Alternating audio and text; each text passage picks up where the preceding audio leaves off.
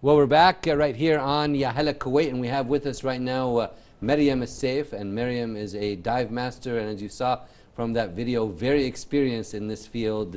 Mariam, welcome to our program, Hala Kuwait. Thank you, Tariq. Nice to be here with you. It's a pleasure to have you with us. And first off, tell us this journey. How did you start in scuba diving?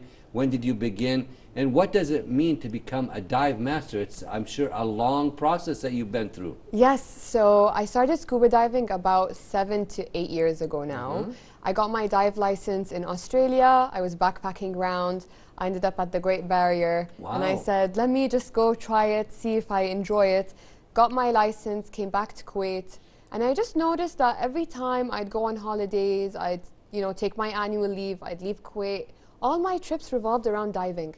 I wanted to go to by the water all the time. By the water always, like my true Kuwaiti blood, always being by the water. So I decided then that I wanted to leave my job. I wanted to start hosting dive trips. So that's the journey. And so now, you did that? Yeah, I did that. Wow, that's a big leap then. It is. You left the security of a regular job, 8 to 5 and so forth, and went out on an adventure like that. Yeah, I wanted to give people the same enjoyment and satisfaction that I got from diving. Sure. So to become a dive master is, like you said, quite a lengthy process. So tell us about this process for getting certified, and how long does it usually take, Mariam? It usually takes a while because you have to get 3 licenses before that. Okay. So there's open water, which means you can go diving to 18 meters. Okay. Next level is advanced, means you can then go diving to 30 meters. Wow. Then is rescue, which means you basically learn how to take care of yourself and other people underwater. And then you have dive master, then instructor. Wow. Yeah. So you're at the dive master. I'm at the dive master level now. Okay, wow. Yeah. So you can do all of the things there. So is scuba diving safe? And what safety measures are in place to protect divers?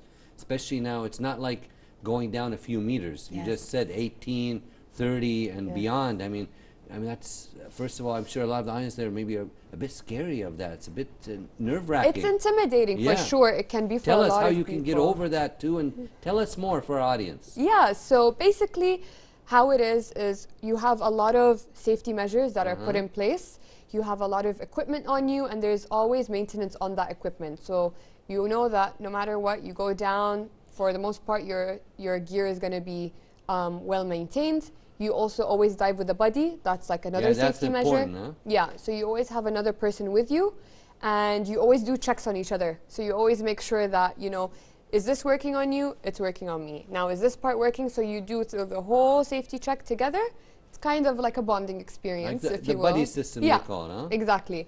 And then another thing is you always make sure the weather's good. You can go out if it's raining, but you want to always check like what the water situation is, if there's a lot of current underwater, or if the weather, maybe it's storming outside, so maybe it's not ideal weather to go diving. So there's a lot more, but those are just small things that we have in place just to make sure that people are enjoying diving at the end of the day. So now let's say someone watching right now, a first-time diver. So what does it feel like to breathe underwater for the first time? Tell us about that experience.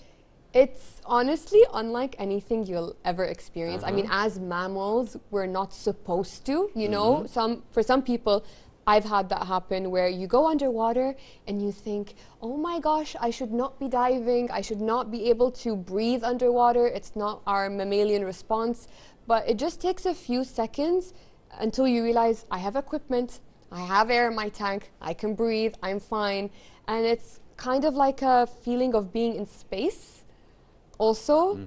And I mean, 70% of Earth is water. So being able to experience that 70% is just beautiful. It's amazing, and so much to see underwater. You provided us with some nice shots that we've been showing, and as well as the video before we came on air. I mean, there's so much. What kind of marine life can you expect to see on a dive, Mariam?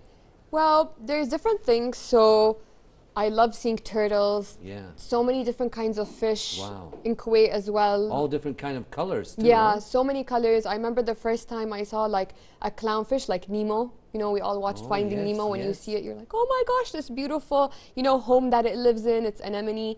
It's just so different seeing it in real life as opposed to as like a cartoon. You know, Yeah. Where was that, where you saw that? Australia, Okay. Maldives, Wow. Egypt. Yeah. Okay, Lots of excellent. places have. So you've been all beautiful- around in Yes. different places. Yeah. So we'll talk about that, but what are some of the most common misconceptions people have about diving? A lot of people, maybe I feel, think of three things. They feel maybe a bit too claustrophobic.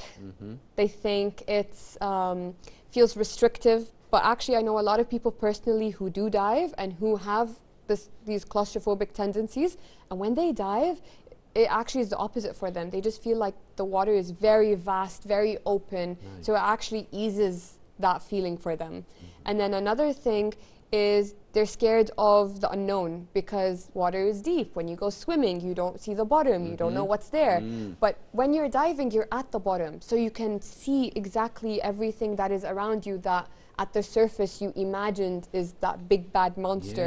And it actually makes then swimming a lot more enjoyable because you tell yourself, oh, in a normal case, I'd be freaking out thinking, what is there underwater? But now that I dive, I know what's down there and it's beautiful. Wow. And I wish I could be down there Yes, right now. yes, yes. And then the third thing I would say is people get scared of sharks, and totally understandable, watching Jaws as a child, that it would maybe scare people, but people usually go out to find those sharks. You won't ever just randomly experience sharks on a dive, so you're good. Okay, good to hear that. So how does being a licensed diver enhance one's experiences, and what new opportunities does it open up, please, Mariam? Yeah, so the difference I would say is normally if you don't have your license, you definitely can still dive, but you would kind of be chaperoned, I say, underwater. You'd have to hold someone. Whereas if you now get licensed, you'd be able to go with a buddy and be able to be more alone in that sense. You still have the supervision and the guidance of people being there if you want, but if you just want to go off with a buddy, you can. And you also have that sense of safety and security in you because you know what to do in circumstances that open up. It also makes you a lot more environmentally friendly. You see how beautiful it is underwater. You try your best to protect it, use less plastic. You try and advocate more for animals and sea life. And yeah, like I said, 70% plus of Earth is water, so it's all interlinked. You know, if we have water in danger, that means we are, so it's just having that balance.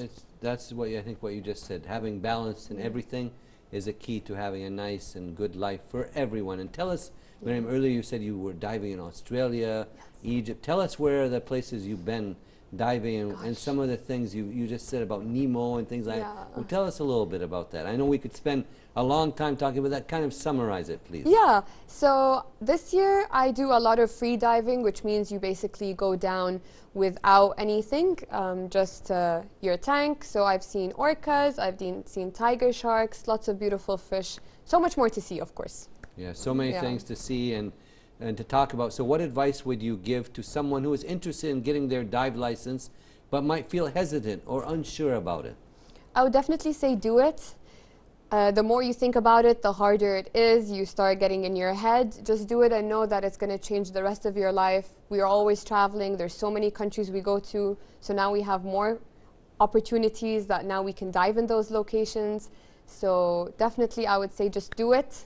Don't overthink it, and just go with it, and I think you'll like it. You'll join me too. Yes, my pleasure. Yes. My pleasure. Yes, it's such a nice, being in the water is such a nice thing. It's always enjoyable, and the things you can see down. We mentioned the marine life, but you can also see the coral reefs. Yes. I mean, those are also very beautiful and things to see and do. And we're going to take a short break and then be back with our guest, Mariam Alsaif. So stay tuned.